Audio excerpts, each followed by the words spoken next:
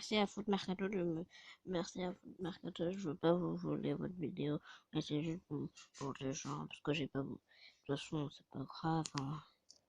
Allez, on va tout regarder Foot Mercato.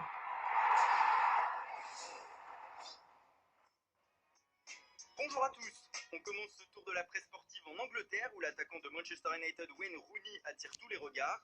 Restera pas, tous les journaux anglais se posent la question aujourd'hui, et notamment le Mirror qui avance que le Mancunien pourrait être transféré en Chine cet été. La porte aurait été ouverte par le récent vainqueur de la Ligue Europa et Rooney semble aussi enclin au départ. Dans le Guardian, le joueur formé à Everton donne une interview où il explique qu'il dispose de plusieurs offres. Outre la Chine, des clubs de MLS et même européens lui font les yeux doux. Et décidément, ce début de mercato est agité du côté de Manchester United. La victoire en Ligue Europa et la qualification des Mancuniens pour la Ligue des Champions redonnent aux Red Devils de grandes ambitions. Et selon le Times, les investisseurs du club seraient prêts à lâcher pas moins de 230 millions d'euros pour recruter cet été. Antoine Griezmann, tout d'abord, dont le nom revient avec insistance depuis quelques jours, serait la priorité numéro 1 du club. Eric Dyer, le milieu de terrain de Tottenham, serait aussi une des cibles prioritaires de José Mourinho pour cet été. Toujours en Angleterre, on apprend sur le site du Sun que le Paris Saint-Germain aurait un œil sur le milieu offensif star de Stoke City, Marco Arnautovic. Selon le média anglais, les Parisiens pourraient offrir 17 millions d'euros aux Potters pour arracher l'Autrichien. Mais les dirigeants parisiens font face à une concurrence de poids. Le Milan AC et son tout nouveau riche propriétaire seraient également sur les rangs. Et si le PSG décide de recruter en masse cet été, il est certain que les Parisiens vont devoir laisser partir quelques joueurs. C'est le cas de Angel Di Maria, dont le nom revient avec insistance en Italie ces derniers jours.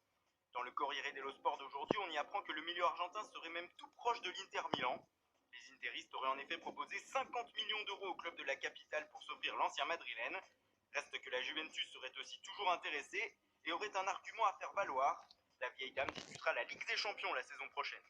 En Espagne, ce sont les affaires extrasportives des joueurs et dirigeants du football qui font la une. El Mundo Deportivo titre même le football dans les tribunaux. Et le journal espagnol donne 3 cas de figure en exemple. L'ancien président du FC Barcelone, Sandro Rosell, est actuellement en détention pour blanchiment d'argent.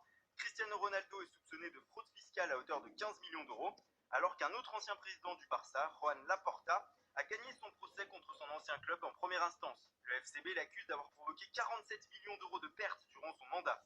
Triste journée donc pour le football espagnol. Enfin, on termine au Portugal, où Rogo s'intéresse au mercato estival du Sporting. Et selon le quotidien portugais, le club de Lisbonne va laisser partir son défenseur central Ruben Semedo. Du coup, Lille et Newcastle seraient prêts à accélérer sur ce dossier. Le Sporting serait disposé à négocier pour renflouer ses caisses. Le média revient aussi sur le cas du milieu offensif de Porto, Yassine Brahimi. Les dirigeants portugais auraient fixé une clause libératoire de 60 millions d'euros pour l'ancien héros. Ce dernier aurait d'ailleurs donné sa préférence. Il aimerait évoluer en Angleterre la saison prochaine. Voilà, c'est tout pour aujourd'hui. Merci pour votre vie. Merci d'avoir regardé la vidéo. Désolé d'avoir vu. Mais au revoir, les amis. J'espère que vous avez bien entendu.